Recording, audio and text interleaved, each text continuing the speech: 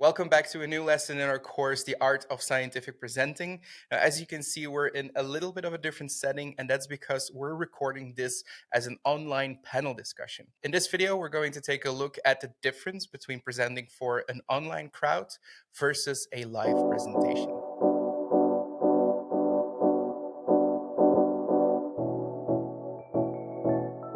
We source a lot of questions from other students just like you, and luckily I have Roger, Sabine, and Avi here with me to answer those questions live in this panel discussion. Now, I'm going to disappear a little bit into the background, let them do the talking. This is what they know. It's a little bit of a longer session, but it holds a lot of value from all the experiences that these presenters have had in their careers.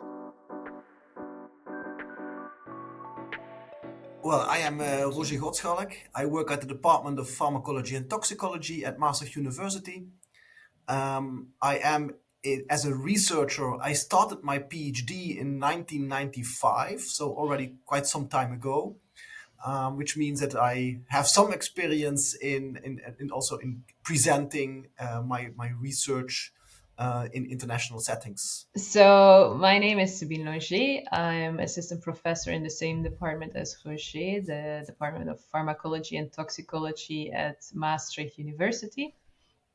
And I have now about 15 years, roughly counting, experience in research. And then also together with that goes presenting at conferences, at other scientific meetings, both in poster format and platform talks. Yes, I'm Avi, and I'm not that experienced as the two of you. I work at the Department of Health Promotion at Maastricht University for 2 years now.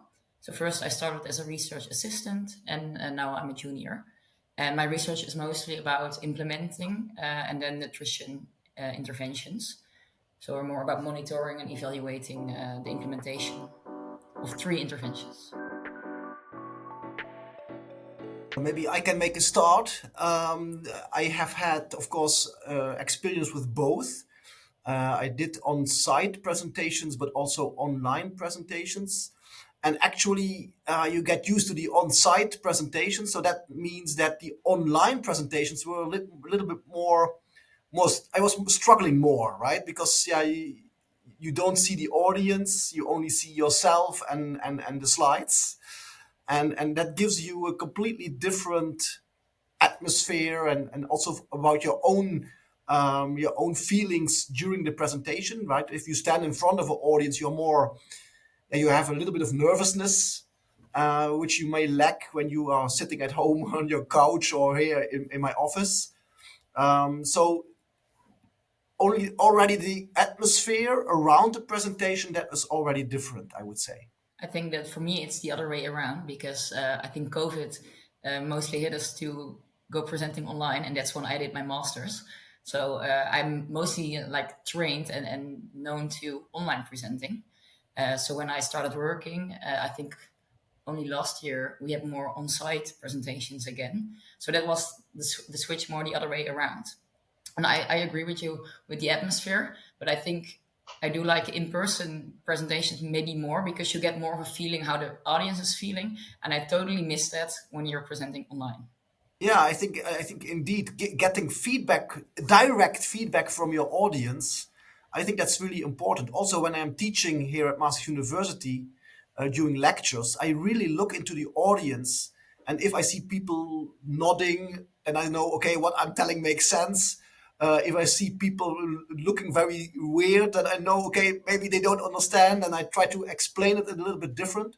And that feedback, you don't have that at all in online sessions. Yeah, that's exactly what I would say that I was not prepared for. If you then talk about where you prepared for online presenting, I think there were different aspects. Of course, the technical aspects, which we probably come back to later. But yeah, a presentation, we all know from before how to make a presentation. But then online, I think there at least I had to feel how would that go online. Like you say, you don't see your audience. So how do you create proper interactions and so forth? So I think during COVID, it was a challenge to actually adapt to the online presenting. think maybe an advantage can also be that you have more of a sight on your slides. So it's maybe easier in that way. But a disadvantage, I also very like a practical thing, is that my camera is on my laptop, but my slides are on my second screen. So that's also not very useful when you're want to connect with your audience. Yeah, you get, if you are watching during your presentation, you're watching another screen, you're actually not looking into your audience, right? And then you lose that connection, although there is no connection, I would say. But you lose it if you also do not look into the camera. So that's one of the things I would say, right? To make sure that you have your view in such a way that you look into the camera. But it's not always possible, depending on the program that you use, of course. With regard to advantages of online presentations, maybe not from a technical point of view, but maybe more from a, let's say, green world point of view.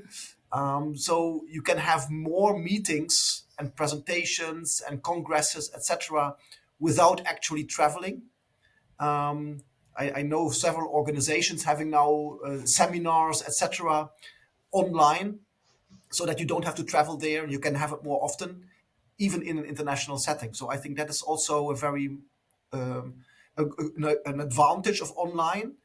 But I think face-to-face meetings still need to be done, right? So because there's much more interaction there, which is just as important.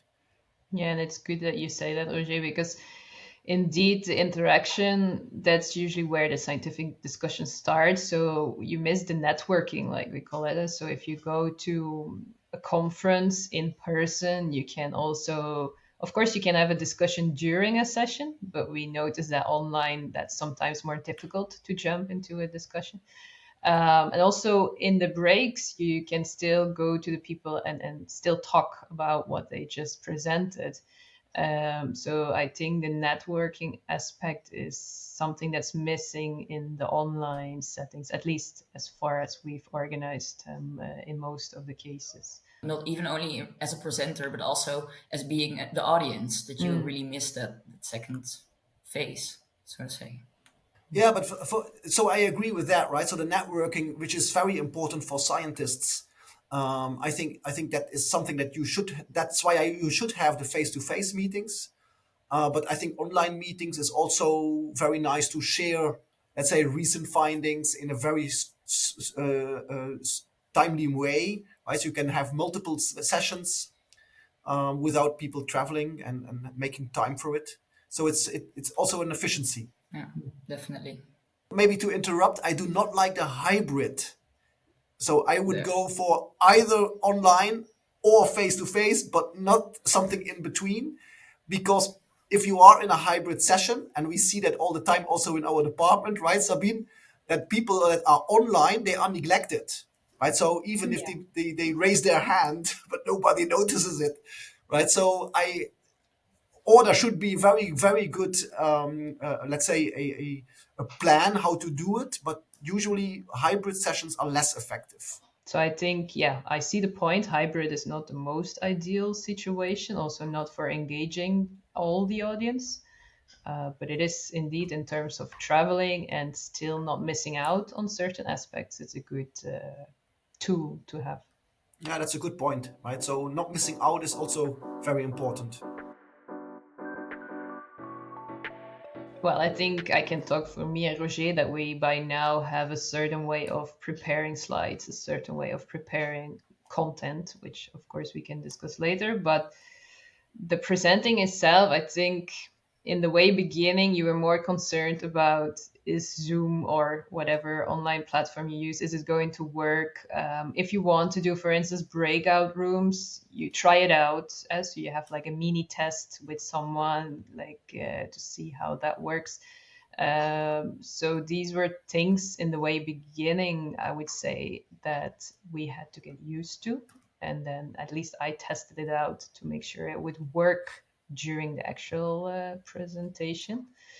But other than that, it's hard to prepare because you don't know how the audience is going to react. Some people get also, people don't mind to speak up, even although it is in an online setting. And if you have a group that is very talkative, it might still be a very interactive settings. And sometimes you have students or participants in a meeting that just hide behind the screen and they listen, but you don't have the interaction. So I think it's hard to prepare, and maybe there you have to think about what is the type of audience I have.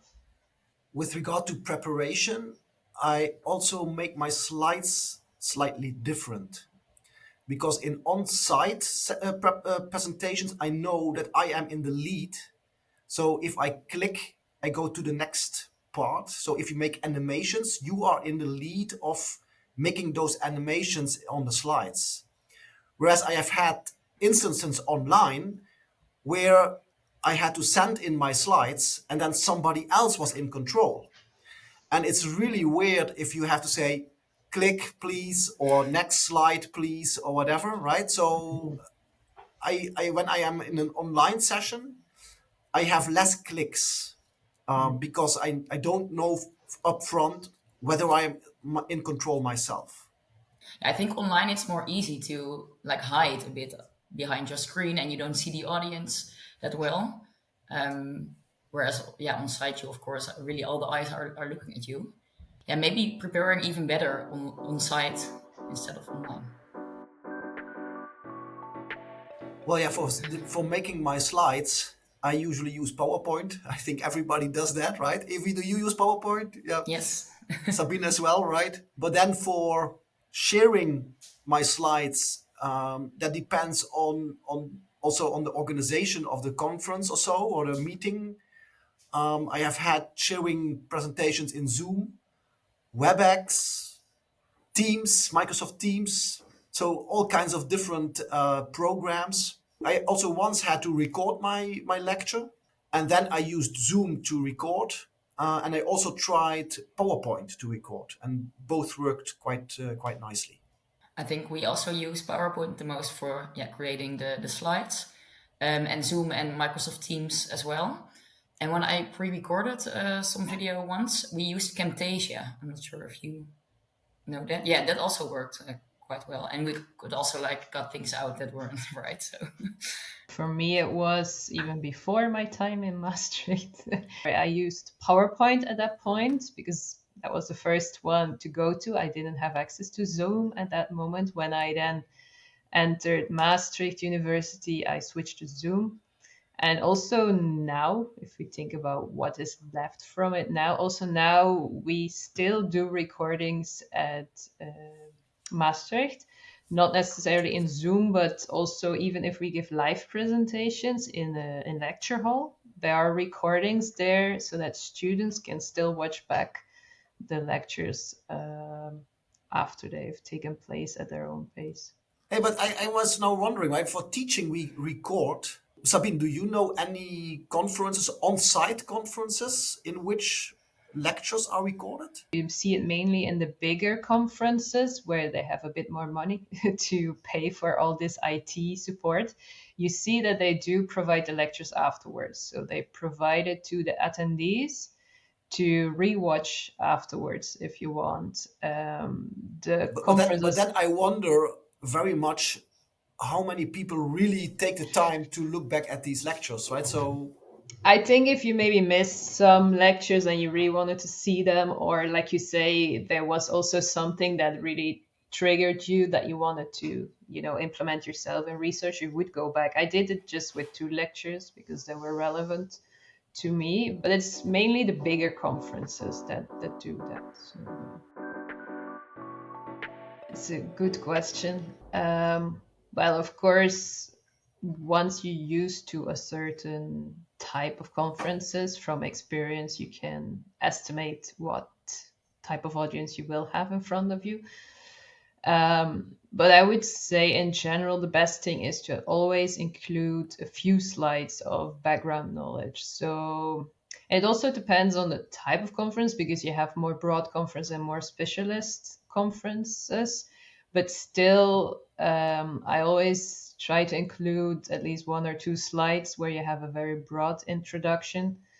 And then that might be obvious, maybe too obvious for some of the people in the audience.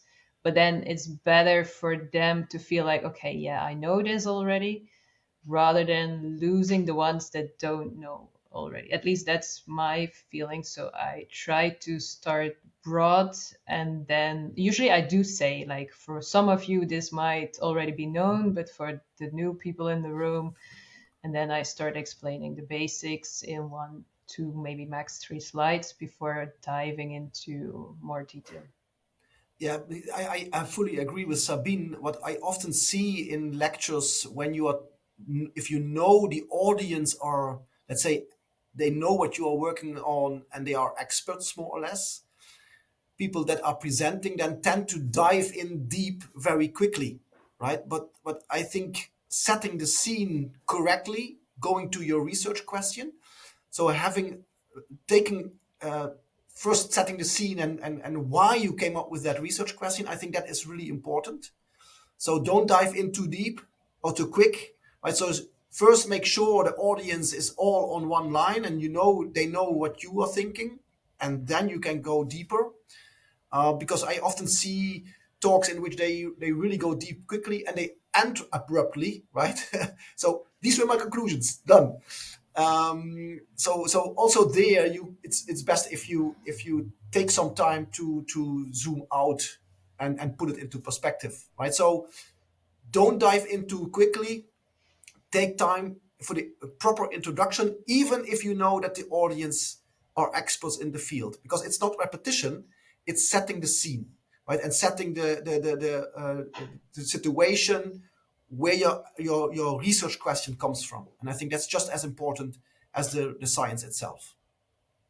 Yeah, I totally agree because not that long ago I was at a symposium where I think it was kind of in our topic, but also not really.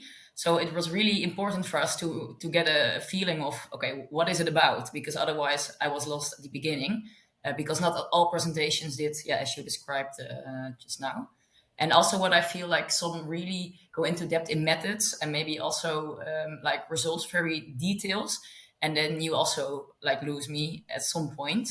And I do think that that maybe isn't always the most important stuff. So I would also say like a good introduction. Then of course, yeah, getting into a bit more what you did, but then of course results and implications and conclusions. For someone who isn't that expert, that will be most interesting. And probably especially in an online setting, because in online setting, like we said, you don't have to travel to join these online meetings. So maybe even more people join an online meeting that are not immediately an expert. They think, oh yeah, I can join online so I can learn some new things. And I think it's an online setting, it's even more important to make sure you engage your audience from the very beginning. One thing with regard to content, or how you make your slides, and it's more general, it's not related to online or on site, it's very general, is that people sometimes show very complex tables or pictures, and then they say, you don't have to read this, right? I just want to point out this, right? So then why not only make a slide in which you point out that one point, because people are starting to or trying to read the slide anyway, right? So don't make your slides too complex. Yeah, when I spoke to people, you hear that some people say, yeah, when it was online, I dare to include more on one slide because the people have it right in front of them. So, sometimes when the pictures are too small, when you have to see it from a distance in a conference room, you really have to like look. And then if you see it on a screen, which is like 20, 30 centimeters from your face, then you can still read it. So some people said like, because we had these focus groups in RALDE, and there some indicated like, yeah, I designed my slides differently for an online setting because I know that they will be able to read it better. Even with the font size, they would dare to go lower. Although when you follow presentation skill courses, they always say take a big font size because it needs to be readable from a distance. But in an online setting, I've been told that they were like, oh yeah, but then you can play around because then they want to put as much as possible on the slide. But I agree with you, Roger. More is not always better. I'm a bit biased because I did follow a course where storytelling was one of the major topics. Still, I have to confess that I should apply it more. So I believe it has value. I think it also depends a bit on the level. I think for a starting PhD student, it feels more comfortable to do like a paper, right? Like introduction, methods, results, discussion. Also to give it a good structure that everyone can follow. But yeah, recently I've been asked more and more to give presentations, which is more about an overview of the research I've been doing over the past so many years. And then it's easier to make a story out of it because then it's not just one research project. You pick things from different research projects and you try to connect them into a story. And then I think there it's easier to make a storyline. So I think it's definitely good that scientists try to implement that more and more in their presentation. It's definitely getting used to, but I think it also depends which level you are and how you can then. A story is nicer to link different projects and really go from one to the other. Yeah. Yeah. And I think with regard to the structure, let's say introduction, materials and methods, results and discussion, I think a presentation should have an introduction and an ending. So that's something that you will always have, right? But I think in the middle, the result, the materials and methods and the results, I feel that you, in a presentation, you can feel free to mix and mingle those in between. So not only first explain all the methods and then go to all the results, because if you're showing a result, and then people may think, okay, what method was that, right? So it's better to put those two together, explain the method and show the results. Then you go to the next method and show the results. Sometimes results are also, or an experiment that you did leads to a next experiment. And then it's logical to first show the first experiment with the methods and the results, then move on to the next experiment with the methods and results. Right? So it's feel free to mix and mingle to make it more a story. Right? And also with regard to stories, I also like to use analogies and examples. And I think that's also helping in getting people thinking about it in different ways and remembering it later on. I definitely, with when talking about engagement, I also feel more like involved and that I understand it when it's about storytelling or more in a storytelling way than when it's really like, okay, this, and it's done. And especially when you're not that expert of the topic, and it's very nice to be led through the story by the presenter.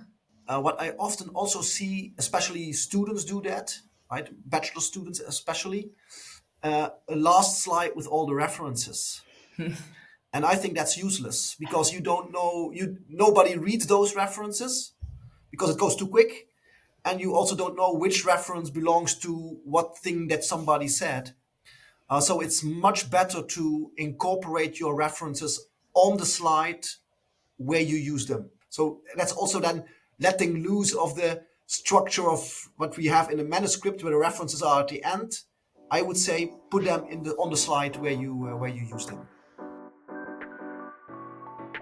Some people said like, yeah, because they have the screen in front of them in an online setting, you can make pictures smaller or you can put more on a slide, but I would actually advise against it because it's still going to be busy for them, especially if you let it all come at once. People are going to try and read it and not listen to your explanation. So even in an online setting, it's good not to overload a slide with too much information and keep it to the point. I have to say, I'm actually surprised that you say that some people will put more on the screen because I think that for the engagement part, I would maybe even put less on the screen so that they really are focused on me, like as a presenter, instead of what you say, because they are going to read. If it's there, they will read it. So I would maybe even put less on the screen. Sometimes you get like, oh, you have only so many slides that you can present, and then they just try to cram as much as possible in these slides, but that's actually counterintuitive, like you say. Like, But I think it's sometimes you cannot avoid showing complex figures, for instance, pathways, or you want to show the whole table, right? Sometimes you cannot avoid that. But then I would say, don't show everything at once, but build it up, right? So in PowerPoint, you have that possibility to go from a small thing and then add something on it and so on. So while you are explaining, you are building up that slide. So at the end, you have a very complex slide, but you explained every single bit of it, and then the audience still is with you, it can follow you because you only build it up very in small bits, and still you discussed everything that's on there. Can I then ask you, because at the beginning you said if you have to hand in your slides, you want to make like, less clicks. Yeah. So how would you do it then? Yeah, that's a good point, right? Because that contradicts each other. But that's the risk that you take, right? So indeed, if you are going to build up the slide slowly, that means more clicks. So you have to find a balance between both, not too much clicks, but also not too much complexity that is added to the slide.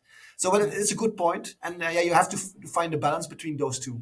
You can record such an animation and use it as a clip or something to show. And if you can't design it yourself, what you have seen more and more, at least on online settings, is that people were more inclined to include a film or a clip that they found somewhere to explain it, because the online Zoom sessions or other online platforms were more easy to share these types of content. And you did see it once in a while in a live setting, but less often. Then it went wrong, or the film didn't want to play, or things like that. And including it in an online setting, you saw this happening more. And that would explain it better to the audience. Yeah, because if you are in an online setting, you are already online, right? So if you have a link to a movie, you click on it and it's there. Yeah. Whereas in real life, you might have to take the movie with you or attach on your USB stick because you might not have internet. What I also experienced personally is I thought I had a wonderful presentation. And then afterwards, a student came up to me and she said to me, listen, you use red characters on a blue background. This is the type of color blindness which has the highest frequency, obviously, I was told. Also, red and green are not to be Red combined. and green, okay. Another aspect that might be relevant, probably both in real life and online, but maybe online as well, is backgrounds. Since we're talking about colors, at least if I have to look at a white background the whole time, both real life presentations, but especially also when you have the screen so close, then it's very tiring for your eyes. I think that's coming back to disadvantages. That's the disadvantage of online meetings, that they're very tiring. Like you can sit behind the computer and then looking at the screen the whole time, it can be very tiring, especially for the eyes. So design your presentations in such a way that's more eye friendly, I would say, that really helps as well.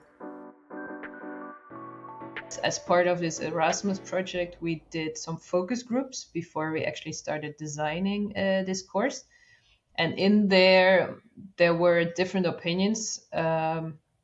So of course, the nice thing again is that the material is available online, it's accessible by everyone, and the posters were sent in up front, put online, and people could go there. They could browse the posters and read them up front.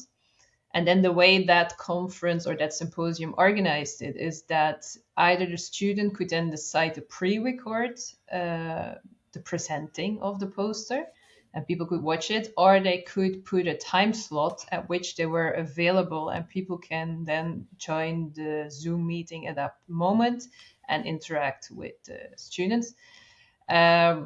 And well, the people that were in the focus group, the ones that did plan a Zoom meeting, they were unlucky because some just had no one showing up. So that's said then, of course, this particular PhD said that, okay, she was scheduled in the morning, so maybe that was why not a lot of people show up.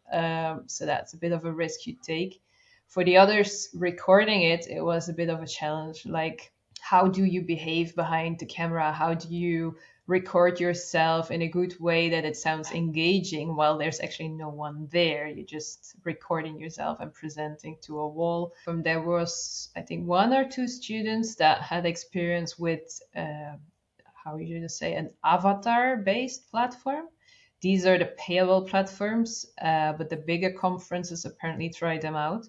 So you have an avatar and you then actually walk around in an environment. So it looks like a conference setting, and you can actually walk from the main lecture room to the poster room and so forth. And they like that more because then you do encounter some people and you start talking to them. Of course, it's also because youngsters like the gamification aspect of that. It's a bit like walking around with an avatar, but they said that they felt more engaged and they didn't feel like, always being behind the screen.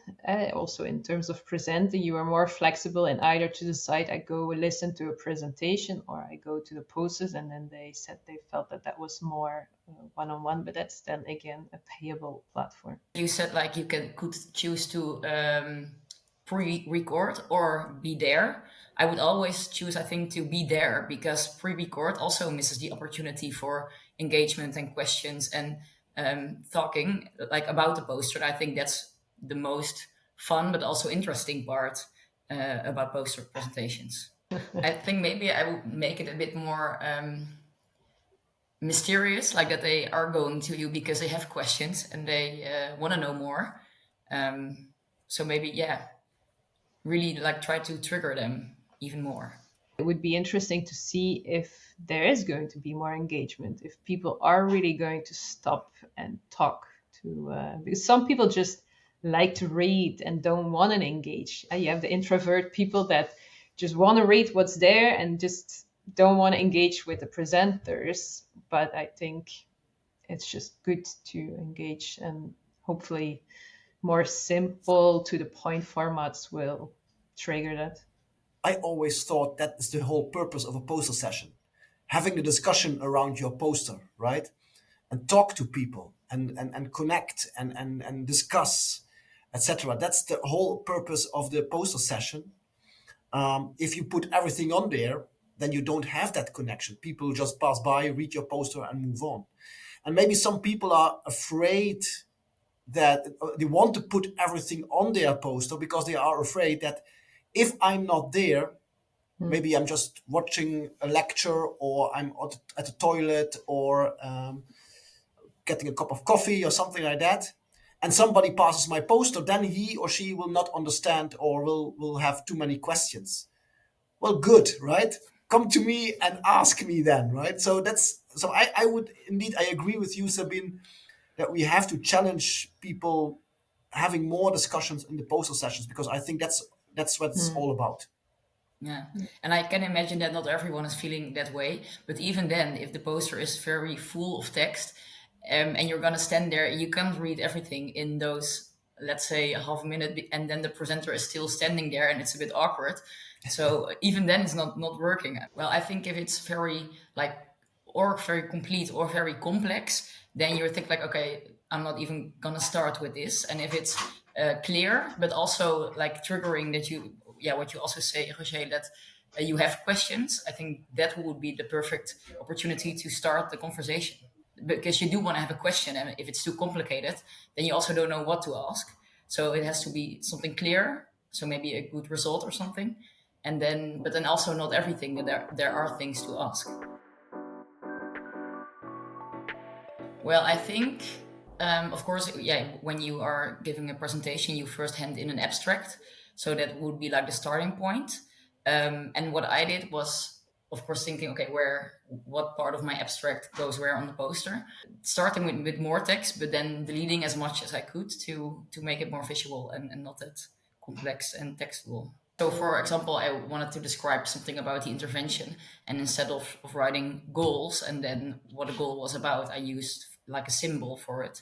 And I try to use more symbols instead of text to announce what I was going to say, because then it's immediately clear, okay, this is the goal or the target.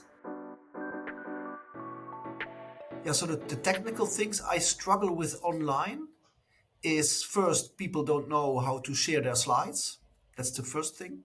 The second thing is that I would like to mention, I lose track of questions, right? So people may raise their hand during the presentation wanting to ask a question, but you don't notice that, right? So because sometimes you don't see the audience or whatever, you only see your slides and you focus on your slides. So you lose track of questions in between. So then it would be good to have a moderator, right? Somebody who's during your presentation is keeping track of the questions. And then actually that person can step in and say, hey, Roger, listen, there is a question for you right now. Right. So I think that would be, so the support on the background is also quite important.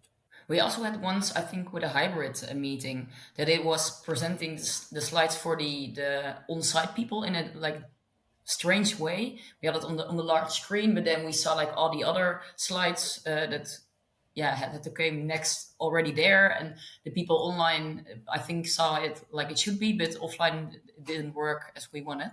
So it's also always that you have to calculate a few minutes or something to make it work. And that's something that it feels unprofessional, and it happens every time, even though you think you have it covered now. So that's a bit, I think we accept it on the one hand, but it's also still frustrating. Yeah, it's good that you say so, because indeed you can ask the speakers to join the session earlier, try and troubleshoot everything, explain them how to share, and then still it goes wrong whenever it's their turn. Yeah, I've seen that happen also, that I don't know if it's because they're nervous or if because, I don't know, the settings changed in the meantime. And of course, you are relying on Wi-Fi or your own internet. And I've had occasions where the speaker actually drops out, right? So it happened. And that's something that can happen out of control, right? So you are not in control there. And that's, of course, a pity. But that these are things you have to live with and have to find a way around. What I feel does work for the online part, because engagement is harder online, is doing something like a poll or raise hands if, like that sort of questions, especially in the beginning. I feel that increases the engagement. With questions, it's difficult because you can say, like, you can interrupt me, but no one really does that. Or in the poll, and that some moderator can interrupt, maybe, that works better. But that's still difficult, I think. Yeah, I like this idea of raising hands or doing a poll. You need the people to do something for you, right? If you have a conference online and you sit behind your computer for the whole day, sometimes you just you wander off, right? Your mind wanders off, and then by doing a thing like this, you can attract the people back in. So I like this idea. I never did it, but I like it. Another thing that I find engaging also for myself as a speaker is if you can see the people. It depends, of course, on the type of audience. If it's a big conference, I understand it's not possible, but still in a webinar, what you often see is that in the top, you have the main panel, the speakers with the moderators. And then I always feel it's nice when you see some people, because also the moderators could switch off the camera or put a picture there. That's what I've done, at least in my Zoom. There's a picture of myself whenever I switch off the camera. Just that, I don't know, it feels like then you're talking to a person rather than to a black space. And when the group size is small enough, like when we have tutor meetings in Maastricht, I know that some students felt uncomfortable or they were still in bed joining a tutor session. But then still, I would tell them in the beginning, like, please try to switch on your cameras as much as possible, because it's just a lot nicer to interact when you can see each other rather than just, talking to a black box. So these are things that you can ask people. Of course, they are, it's their privacy and they can still say no, but at least you can try to encourage them to do that. What we did once, but it was, I think, a meeting with people who really knew the topic already. Was that we presented something with results, and then asked them like, okay, can you think about what this implies and why we came maybe to this result? And we put them in breakout rooms with maybe 3 people, give them 5, 6 minutes that they could discuss, and then come back to a plenary discussion about it. That also worked nice, but I think that's for a specific type of meeting or presentation. That wouldn't work always, but it was very like engaging too, when we did that.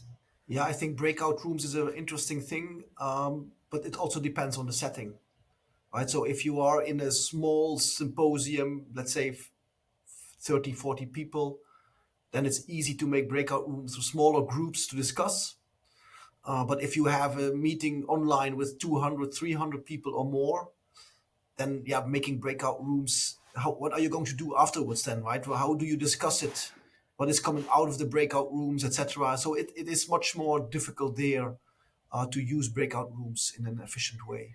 There's one example again that I heard in the focus group where they said they did a poster presenting in the breakout rooms. So it was like a symposium, and they made breakout rooms for different topics of posters. So let's say that there were 3 or 5 posters, I don't remember the details, in every breakout room. And then these posters would be presented within that breakout room, and then the audience, or mostly the jury members, but also some of the audience, they go to the second breakout and they go to the third breakout room. So that was a way to kind of go between poster rooms, let's say. And at least that student said at least you had someone to engage with. It wasn't the ideal situation as in real life, but at least you had some interaction in that way. So, I think I would say it is more fun in real life, because presenting for a screen is also like what you also said, I think, Sabine, is that you're talking to a wall, and especially when you also share the screen and you have to present yourself and you don't see the audience, and it's really that you think like, okay, if everyone logged out, I wouldn't even notice it.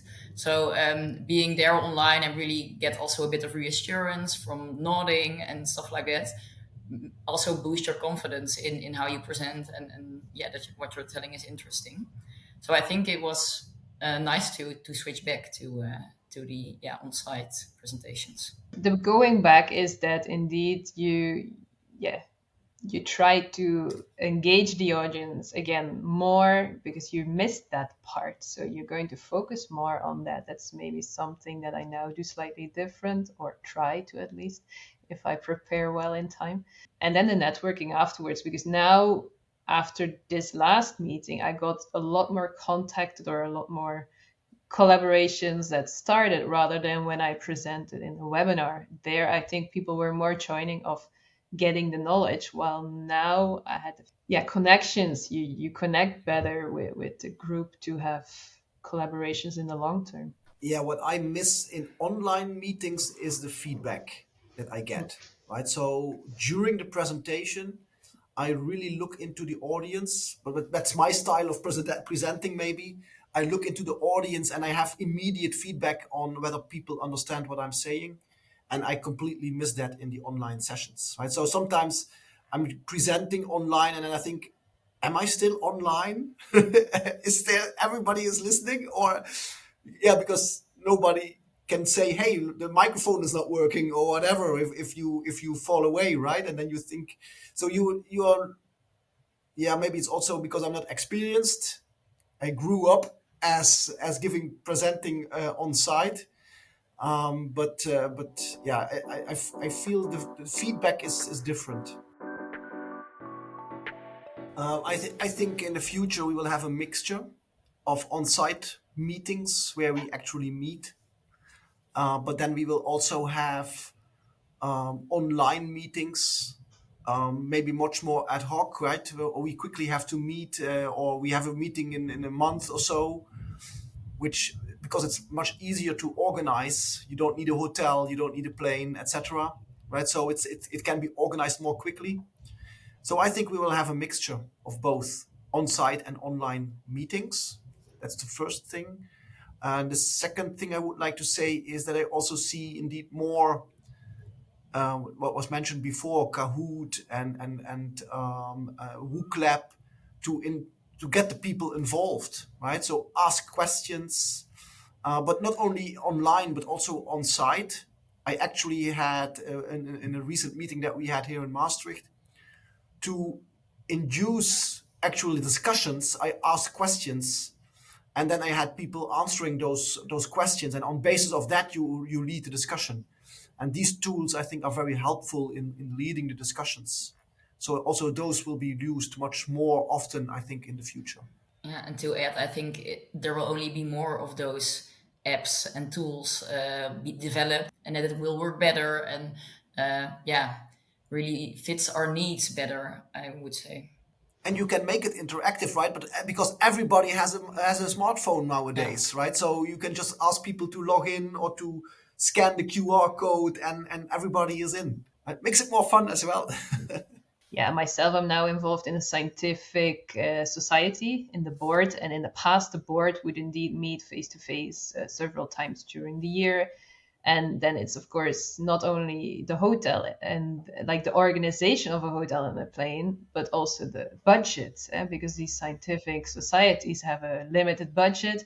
So also budget-wise, time-wise, for the environment-wise, I think that's why people now move more and more to a mixture of the two. What you see more and more is the QR codes.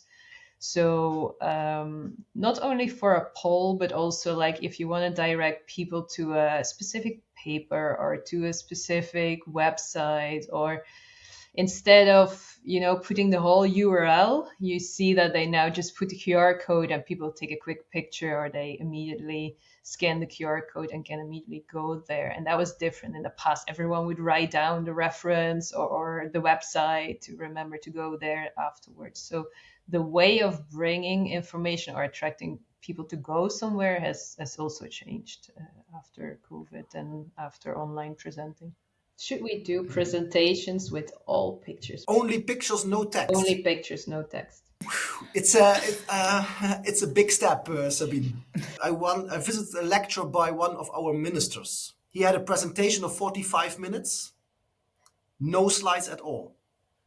But I was really intrigued in what he was saying, right? So we as scientists, we also rely on our pictures and our figures, etc. And of course, sometimes you need to show figures with results, but maybe less text.